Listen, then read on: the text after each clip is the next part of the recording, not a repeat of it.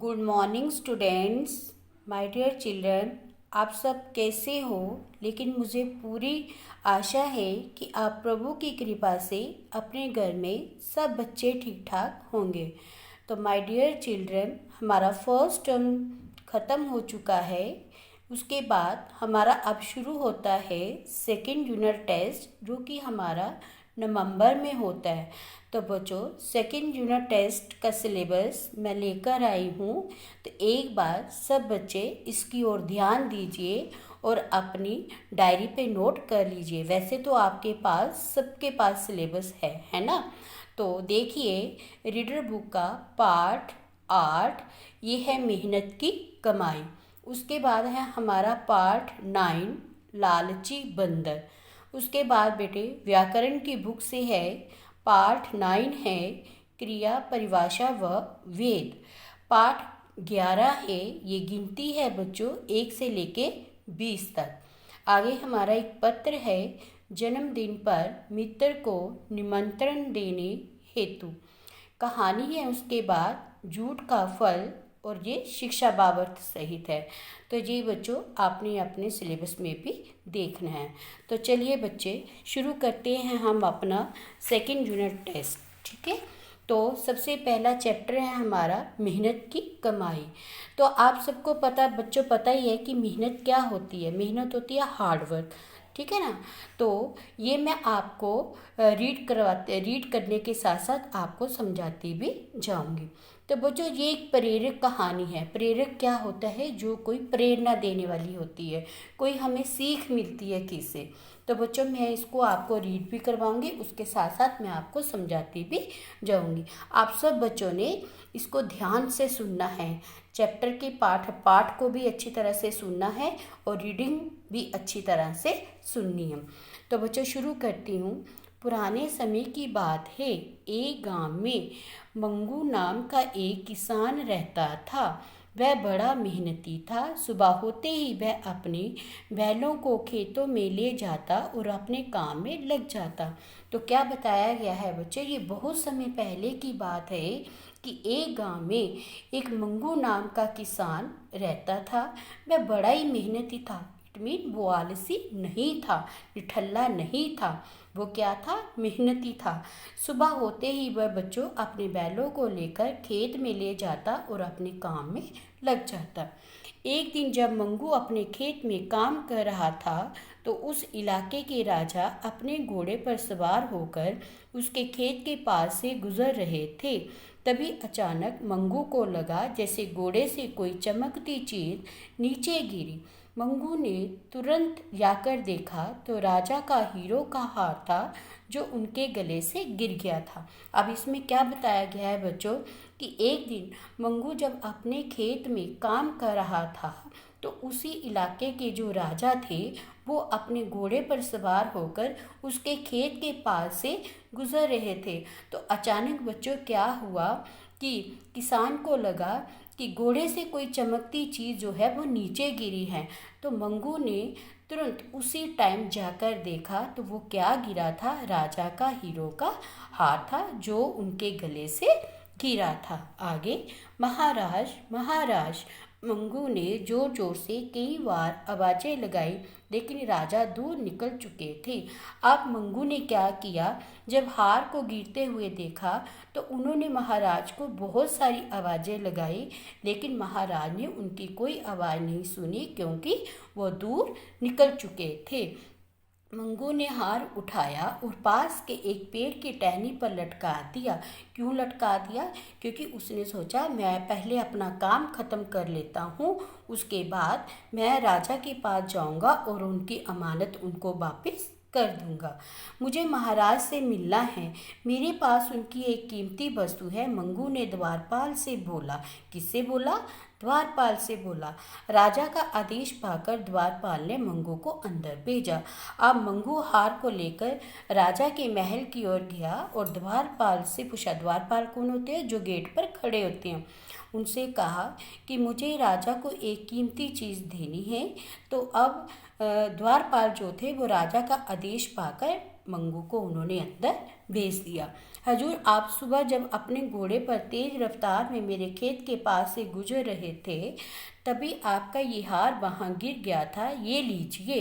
मंगू ने हार सौंपते हुए कहा। मंगू, तुम्हारी ईमानदारी ने तो मुझे प्रसन्न कर दिया। समझ में नहीं आ रहा तुम्हें क्या इनाम दूँ।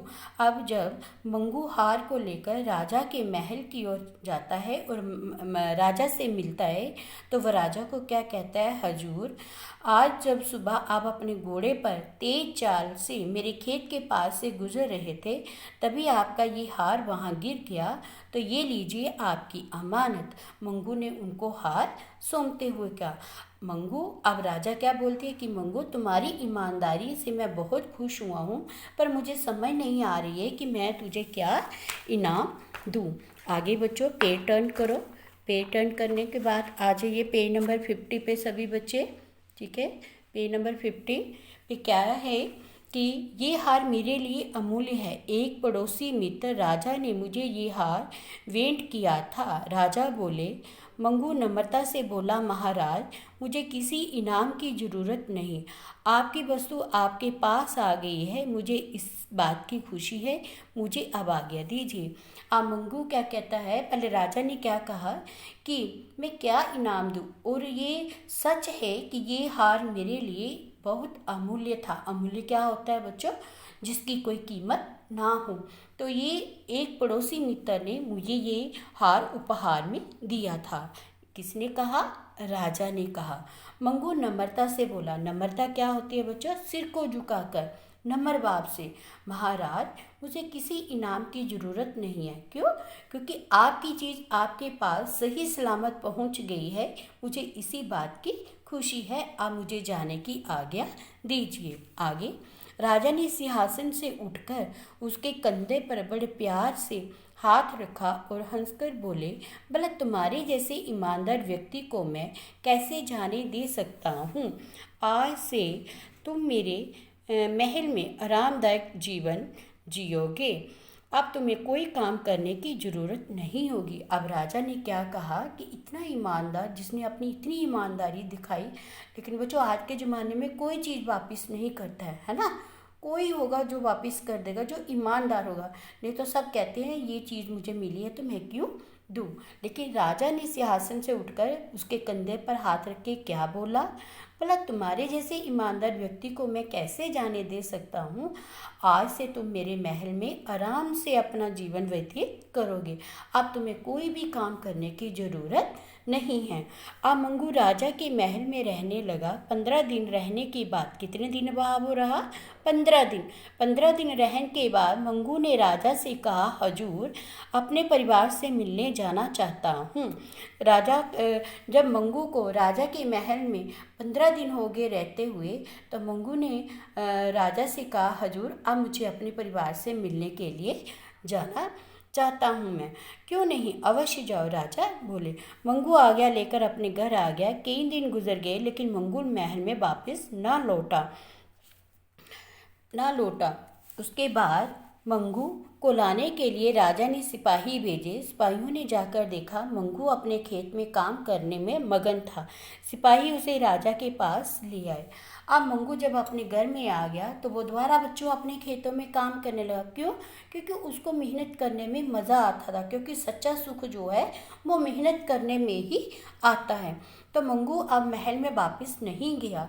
तो उधर राजा जब उसका इंतज़ार कर रहे थे तो वो नहीं आया महल में। तो राजा ने अपने सिपाहियों को भेजा, जाओ मंगू को दोबारा वापस ले आओ। मंगू, तुम अपने परिवार से मिलने गए थे, लेकिन तुम वापस क्यों नहीं लौटे?